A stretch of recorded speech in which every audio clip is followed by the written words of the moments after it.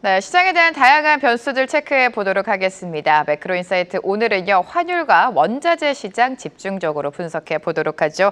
오재영 KB증권 수석연구원 나와주셨습니다. 안녕하세요. 반갑습니다. 네, 안녕하세요. 네, 미국 경기에 대해서 이야기를 해봐야 될 것 같은데 최근 미국 경기 특히 고용이 굉장히 부진한 모습을 보이고 있습니다. 어젯밤에 나온 고용 벤치마크 수정에서도 대규모 좀 하향 조정이 나왔는데 고용 시장은 어떻게 보셨습니까? 네, 되게 좀 깜짝 놀랄 정도로 안 좋게 나왔고요.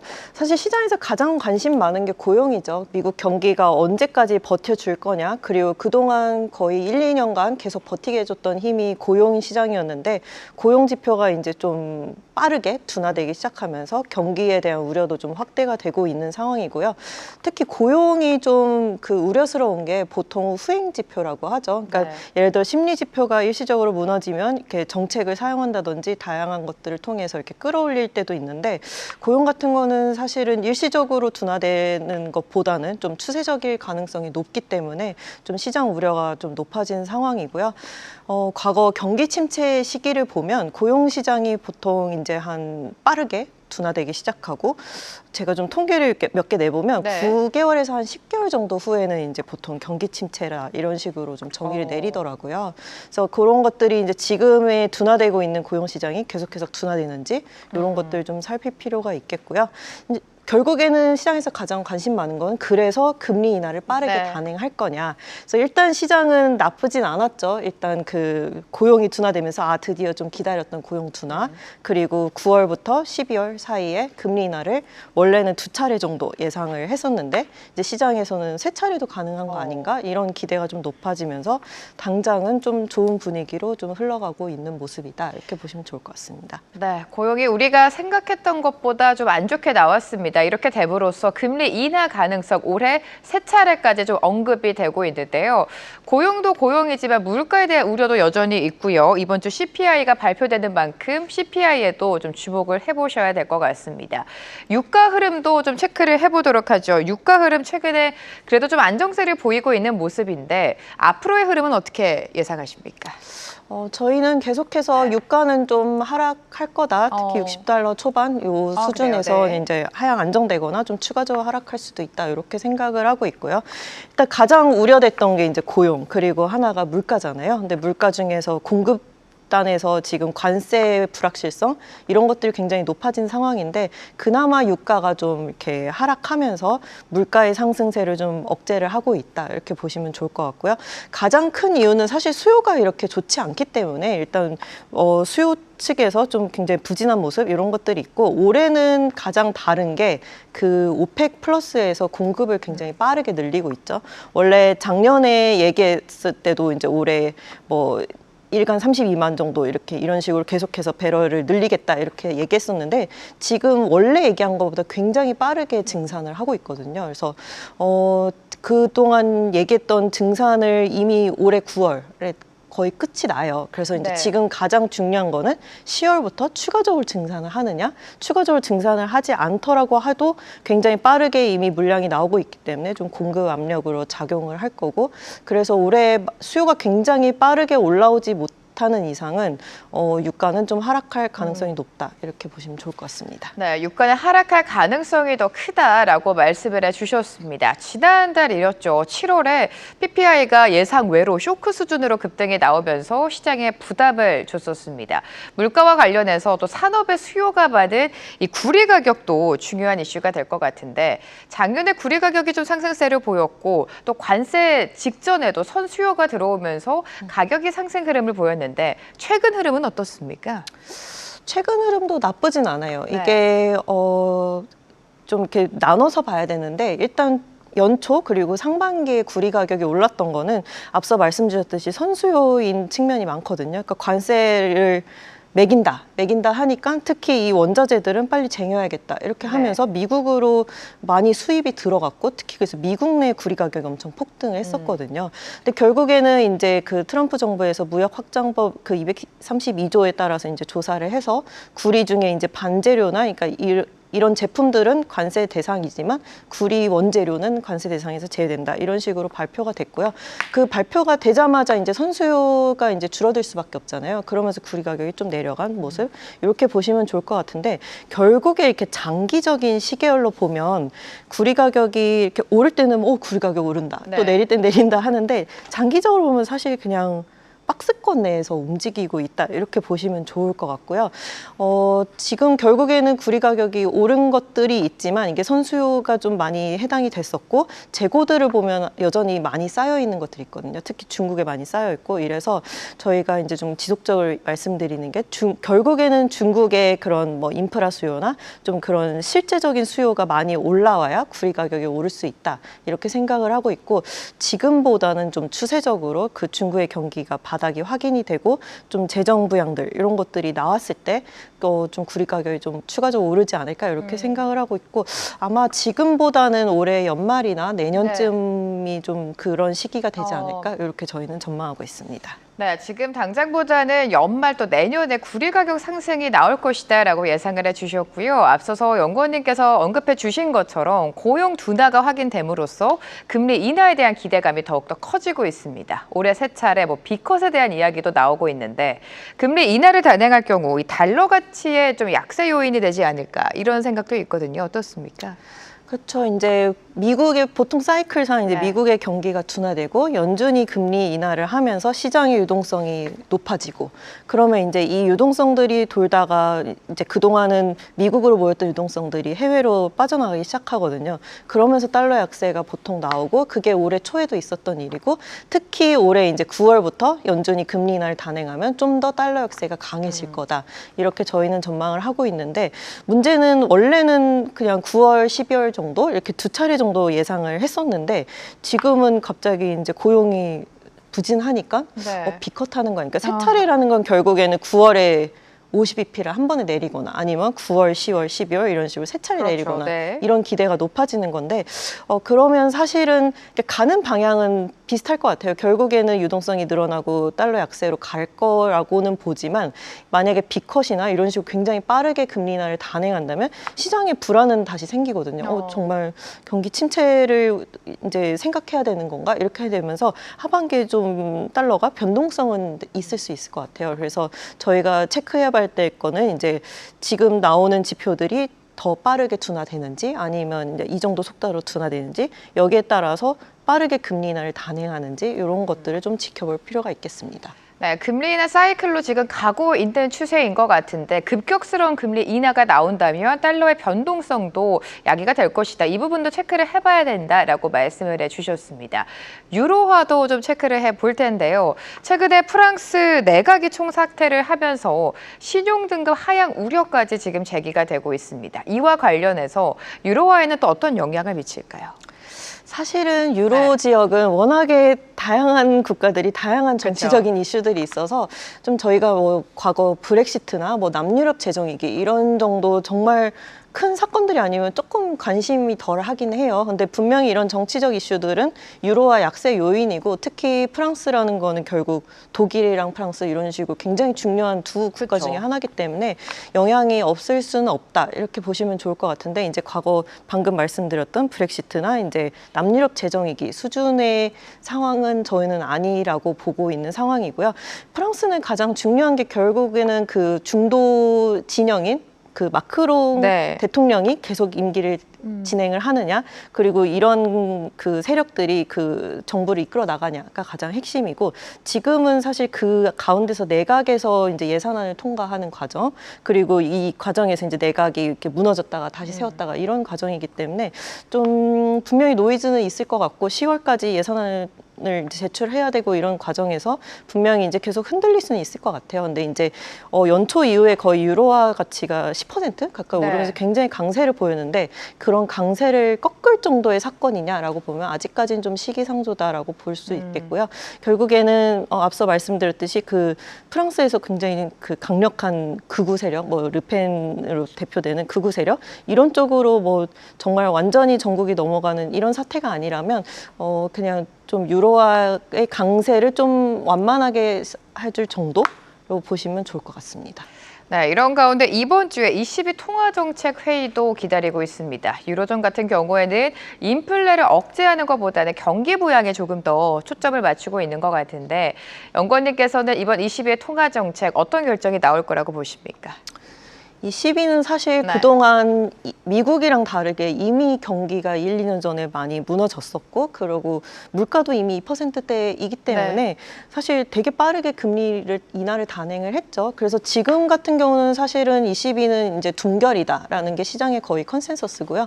지금 같은 상황에서는 사실은 큰 이변이 없는 한 동결로 가져갈 것 같아요. 왜냐하면 지금 독일 쪽에서도 좀 지표가 좀 둔화되는 이런 것들이 있고 프랑스 전국 불안 이런 것들도 있지만 일단은 그 ECB 입장에서는 할 만큼 금리 인하를 단행했고 이제는 지켜보는 거죠. 이제 경기가 올라올 때까지 그런 상황이라고 보시면 좋을 것 같은데 이제 문제는 그 지켜보는 상황에서 예기치 않게 이제 상반기에 있었던 관세 로 인해서 정말 유로 지역에 이제 수출이 정말 둔화가 되고 경기가 다시 둔화되는지 이런 것들은 좀 변수로 작용할 수 있을 것 같고요.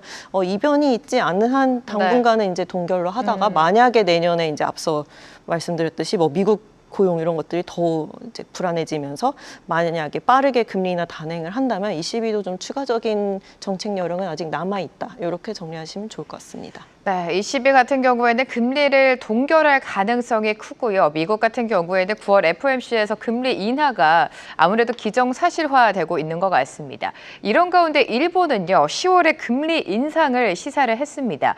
만약 9월에 미국이 금리를 내리고 일본이 10월에 금리를 올리게 된다면 엔화 강세 요인이 되지 않을까라는 생각이 듭니다. 엔화 흐름은 어떻게 보세요? 그렇죠. 이제 보통 이제 특히 통화 정책이 반대로 가기 때문에 네. 엔화는 이제 시차가 있을 수는 있겠지만 결국에는 강세로 가야 되는 통화다. 보통 이렇게 생각을 하고 있고요.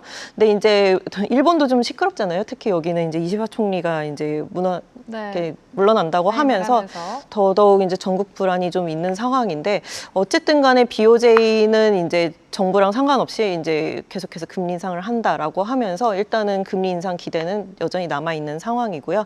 이제 그 일본 정부도 어떻게 구성되는지를 좀 지켜볼 필요는 있을 것 같아요. 근데 이제 보통 일본은 거의 자민당 위주로 이제 이렇게 정부를 구성을 하고 특히 이제 자민당은 과거에 이제 전 아베 총리의 그런 것들을 계승하는 사람들이 좀 유력한 인사들이 있기 때문에 이제 지금 일본 주가들이 좀 오르고 하는 것들이 보통 이제 아베가 예전에 했었던 그 확장적 재정 정책 그리고 뭐 엔화 약세를 통해서 이제 뭐 경기 부양한다 이런 것들을 좀 기대를 하고 있는데 어쨌든 간에 BOJ 같은 경우는 금리 인상을 통해서 좀 엔화 강세로 만들 수 있는 요인이다 이렇게 보시면 좋을 것 같습니다.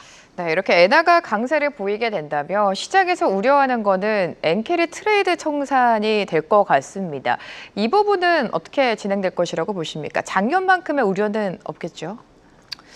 이게 제가 되게 여러 차례 보고서 같은 통해서 말씀을 드리는 게 이게 시기상으로는 좀 겹치는 부분들이 많아요. 분명히 BOJ가 금리 인상을 하고 금리 인상을 단행했을 때 이제 그 일본으로 자금들이 들어가면서 엔캐리 트레이드 청산 얘기들이 나오고 작년인가요? 재작년에도 분명히 있었던 사건인데 근데 또 그렇다고 BOJ가 금리 인상을 할 때마다 그런 식으로 흘러가진 않거든요. 그래서 시기들을 살펴보면 엔캐리 트레이드 청산이 나왔던 시기들은 BOJ의 금리 인상보다는 더 중요했던 게 결국에는 뭐 과거에 뭐 9.11 테러라든지 아니면 미국의 경기 침체 이런 식으로 굉장히 좀 큰 사건 그리고 불안한 사건 보통 우리가 이제 리스크 오프라고 하죠. 그럴 때 이제 일본에서 해외로 나갔던 자금들이 쭉 들어오는 건데, 그렇게 봤을 때는 이제 저희가 이제 BOJ의 금리 인상은 분명히 엔화 강세 요인이긴 하지만 급격한 엔캐리 트레이드 청산, 즉 시장의 그 금융시장을 흔들 수 있을 정도라면 그 미국의 경기 침체 우려 이런 것들이 불거졌을 때가 좀 더 그런 시기랑 맞고, 예를 들어 작년 9월이었나요? 재작년 9월이었나요? 이때도 보면 BOJ가 금리를 올릴 때 그때 미국 고용이 안 좋으면서 네. 확 그런 사건들이 있었다가 또 고용이 다시 좋아지니까 넘어갔었거든요. 그런 식으로 볼 때는 결국에는 핵심은 다시 돌아와서 미국의 고용 그리고 미국의 경기 이런 것들이 어떻게 흘러가는지 네. 이런 것들이 좀 더 관심을 가질 네. 필요가 있을 것 같습니다. 네, 작년 여름이었습니다. 주식 시장을 흔들었던 이 엔캐리 트레이드 청산, 이렇게 급격한 우려는 없을 것이다라고 말씀을 해주셨고요. 지금 주요국 통화 흐름을 계속해서 살펴주셨는데 가장 중요한 건 하반기에 달러 흐름은 어떻게 흘러갈 거라고 보십니까?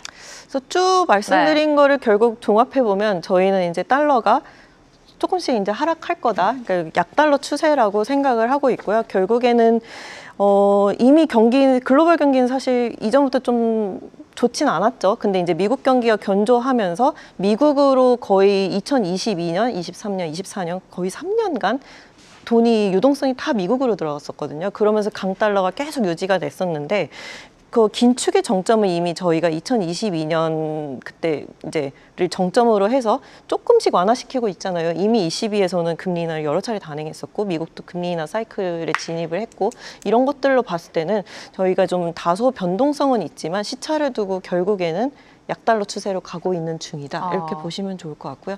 특히 트럼프 정부 들어와서 초반에는 우려가 섞이면서 다시 강달러가 나왔지만 트럼프가 과거 1기 때도 그랬듯이 이제 약달러를 좀 원하는 그쵸. 그런 정부이기도 하고, 여러 가지들을 이제 뭐 재정 우려 이런 것들을 감안했을 때는 변동성은 있겠지만 결국에는 그 이전에 있었던 2, 3년간 강력했던 강달러 추세는 좀 조금씩 완화되는 게 맞지 않나 이렇게 보고 있습니다.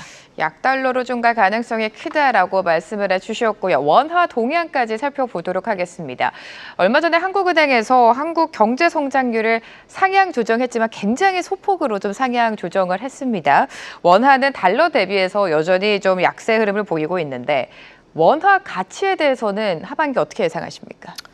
제일 고민되는 게 원화 가치인 것 같아요. 네. 올해 달러가 이렇게 많이 내려왔는데 사실 원화는 맞아요. 정말 많이 못 내려왔거든요. 그러니까 많이 약세라는 것을 의미하고 뭐 여러 가지 이유들은 있을 것 같아요. 그러니까 예를 들어 성장률을 상향했지만 잠재 성장률을 하회하는 거의 뭐 1% 정도의 성장률 전망에 그쳤고, 정부가 신정부 나오긴 했지만 어쨌든 그동안 눌려 있었던 경기 체력들 이런 것들이 좋지 않기 때문에 우리나라에 대한 그 기대가 많지 않은 거, 이런 것들이 주된 거고, 특히 수급상으로 봤을 때 우리나라에서 이제 해외로 투자 자금이 워낙에 계속해서 지속적으로 나가고 있기 때문에 이제 일시적으로 해외에서 뭐 저희가 코스피가 올라간다 하면서 이제 국내로 자금이 들어오고 하더라도 이게 생각보다 달러원을 내리지 못하는 거예요. 그러니까 내리지 못하고 오히려 유출되면 더 올라가고 이런 식으로 해서 굉장히 원화는 좀 약세를 보이고 있다. 이렇게 정리하시면 좋을 것 같고요.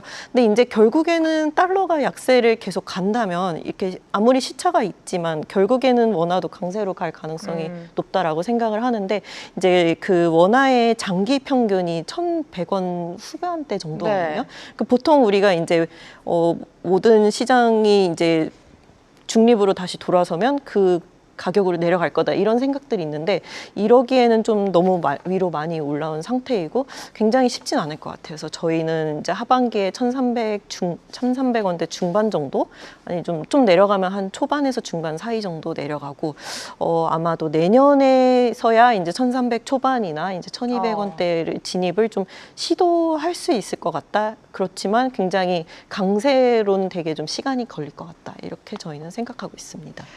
네, 이제는 또 금값으로 넘어가 볼 텐데 이렇게 금리 인하 기대감이 큰 상황 속에서 금값은요 꾸준하게 상승세를 보였습니다. 올해 들어서만 38%가량 올라서 이럴 거면 주식에 투자하는 것보다 금값에 투자하는 게 더 이득이다, 이런 말들이 나오고 있는데 금값이 이렇게까지 지속적으로 상승하는 배경은 뭐라고 보십니까? 정말 여기 한경 와서 되게 여러 차례 말씀드렸던 것 같은데, 이제 정말 다양한 주체들이 다양한 수요를 통해서 금을 매입을 해요. 네, 그래서 네. 거의 3년 전부터였죠. 금 가격이 원래 금리가 오르면 금 가격이 빠져야 되는데 빠지지 않고 다음날 더 오르고 하면서 아주 이제 이게 보통 이런 식으로 흘러가면 리레이팅이라고 하죠. 뭔가 새로운 주체들이 개입을 하고 이 금에 대해서 이제 가치를 더 부여하게 되는 거고, 이게 이제 많이 아시다시피 이제 지정학적 리스크도 최근에 이 3년간 굉장히 높아진 상태이고, 인플레이션 했지 이런 것들도 있고, 예를 들어 그래서 중앙은행들이 3년간 정말 연속적으로 엄청 금을 샀는데, 그 최근에 금을 많이 산 국가를 살펴보면 뭐 중국, 러시아, 뭐 브릭스 이런 데도 많지만 뭐 예를 들어 폴란드 이런 데서도 많이 사거든요. 네. 그러니까 북유럽처럼 이제 뭐 러우 전쟁 근처에 있는 되게 뭐 지정학적 리스크를 대비한 나라든지 정말 다양한 국가들이 많이 산다, 이렇게 보시면 좋을 것 같고요. 특히 가장 큰 손으로 보통 생각되는 게 이제 중국의 리테일 수요죠. 그러니까 중국은 부동산 가격이 이미 몇 년 전부터 계속 하락을 하고 있고, 거기다가 이제 금리도 계속 내려가고 있고, 거기다 뭐 주식시장도 지금 조금 좋긴 하지만 사실은 좀 부진했죠, 그동안. 네. 그렇기 때문에 이제 보통 우리나라 사람들이 부동산 사듯 아니면 미국 사람들이 주식을 사듯 이제 중국에서는 금으로 많이 넘어갔다, 이렇게 보시면 좋을 것 같고요. 그런 수요들이 모아서 지금까지 금 가격이 올라갔는데, 이제 보통 금은 유동성이 확장이 되고 금리가 내려가면 이제 폭발적으로 가격이 상승하는 게 보통 금이고요. 그렇게 봤을 때 저희는 하반기에 이제 연준이 금리 인하를 하면 추가적으로 금 가격이 오를 거다, 이렇게 생각을 하고 있고요. 저희는 올해 금 가격 타겟을 한 3,700달러 정도로 생각을 네. 하고 있고, 내년에는 4,000달러 정도로 이제 사자로 한번 다시 올라갈 그래요? 거다, 네. 이렇게 생각을 하고 있습니다.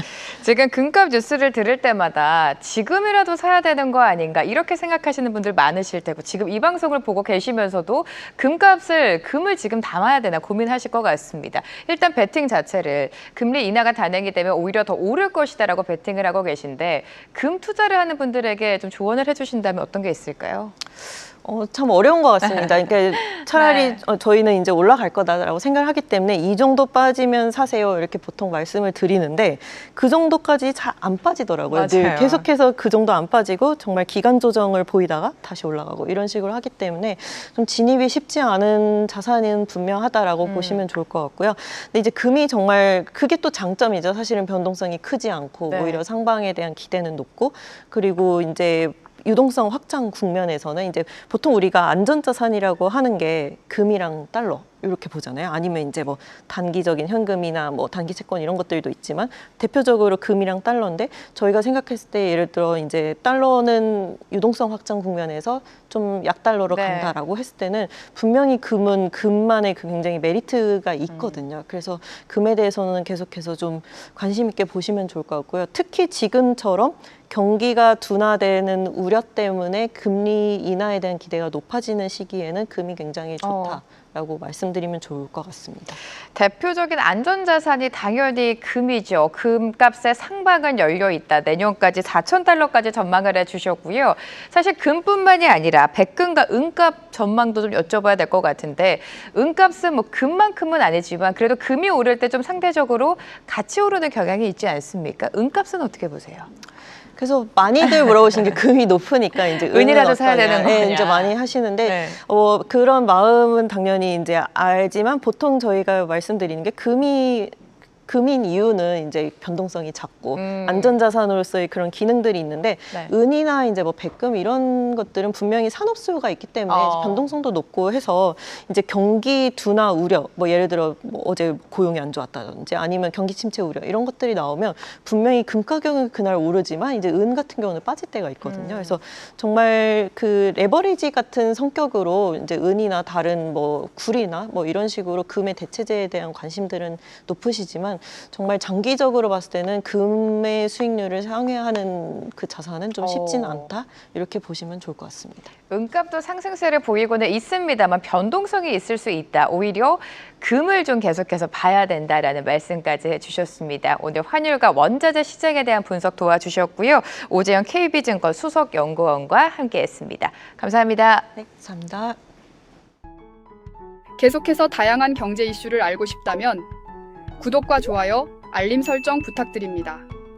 AI 캐스터 권미정이었습니다.